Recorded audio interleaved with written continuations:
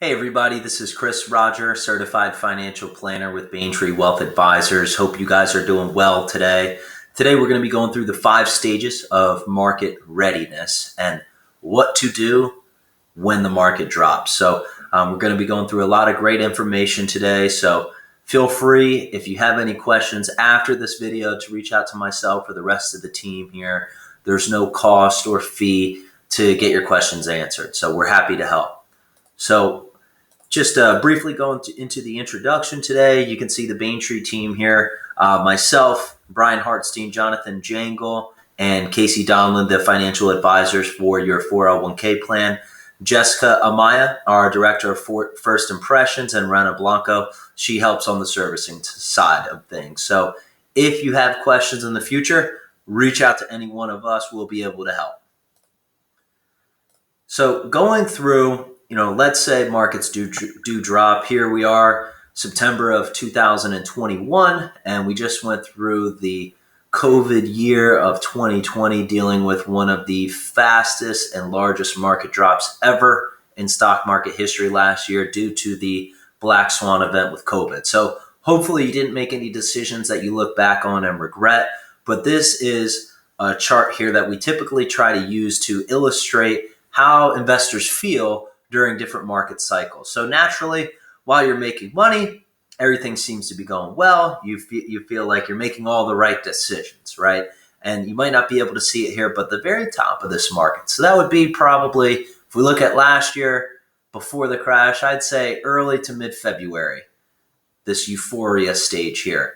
And then all of a sudden, we started feeling that market drop, and that fear and anxiety kicked in. And then now it's, well, we're back to where we started, right? Now what do? Do I get in? Do I get out? Do I hold? Do I continue? Do I sell?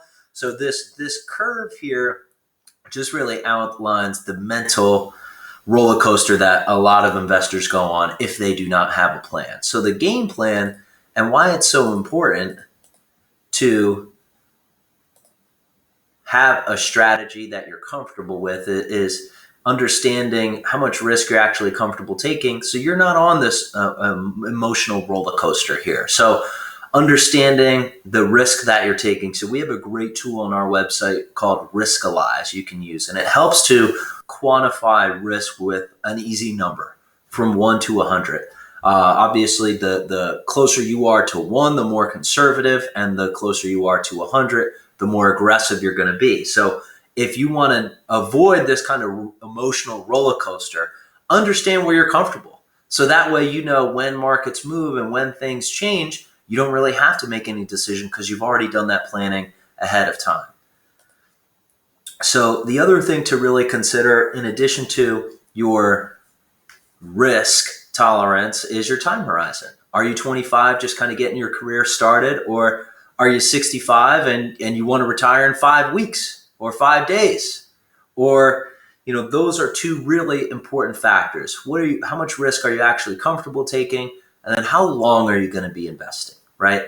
Historically, the longer time horizon you have, the better it is to be aggressive. And if you have 5 weeks to retirement, you probably don't want to go through a year like we did last year with a 35 to 40% market decline. So you want to keep in mind, and in your plan, in your goals, understand, has my risk tolerance changed and has my time horizon changed?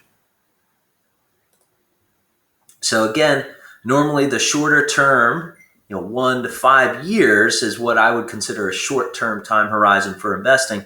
You don't necessarily want to be swinging for the fences. You don't want to hit a home run. You want to keep all the money that you've built up and saved throughout your career and throughout your lifetime. If you're younger or you're heading into the beginning of your career, you have a lot of time.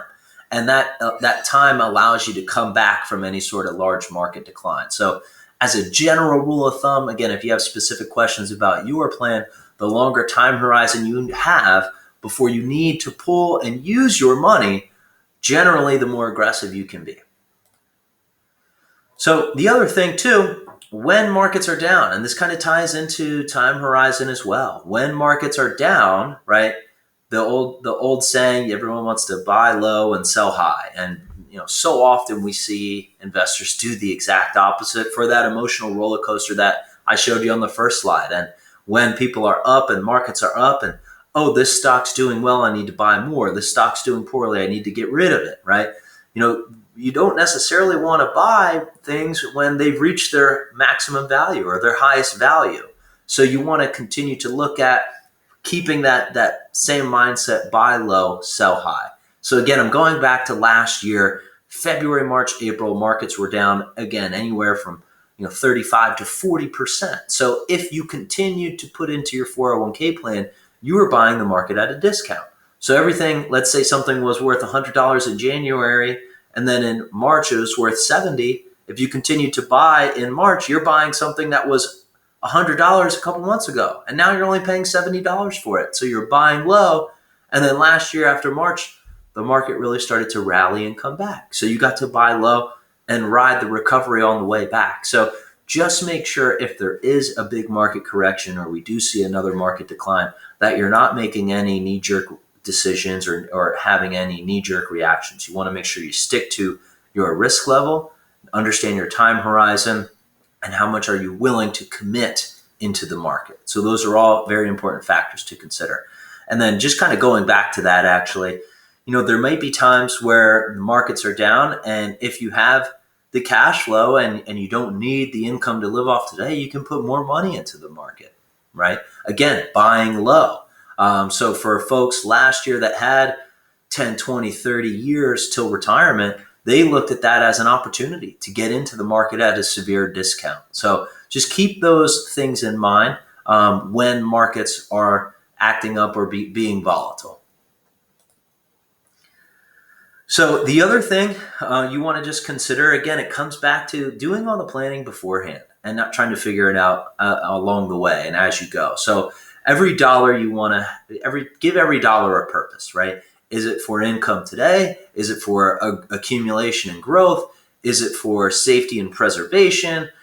There's a lot of different goals that you can have. So again, depending on your life stage, where you are you just starting out? Are you in the peak of your career, or are you on the tail end of your career getting ready to retire? You want to understand what your dollars are doing and what the goal of each one of your dollars are. So an easy way to think of your income and your money like a business, how a business treats their money. Every dollar has a purpose. Is it going to inventory? Is it going to payroll? Is it going to taxes?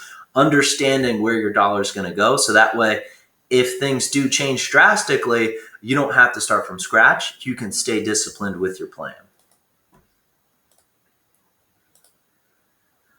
So the other thing, inside of 401k plans, you have investments. If you've never gone in and changed any of your investments, most likely they're in what's called a target date fund, which looks at your date of birth and your estimated retirement age. So let's say you're in a 2030 retirement fund. So let's say you're 55 years old today, 2030 is your estimated retirement age. So as you get closer to that time frame, right, your investment account is supposed to get more conservative, so that money is there for you when you do retire. So when you are investing in a 401k, again, going back to risk, purpose, time horizon, right, understanding what you're comfortable with, but there may be a time where you could rebalance during market volatility or when the market's doing really well. We touched on buying low and selling high. Well, if you bought low and everything did really well for 2-3 years, maybe it's time to sell some of the assets that have done very well and diversify back into some of the things that have lagged. So you've sold at a profit and then you're buying other things at a discount. That process is called rebalancing. It's very important.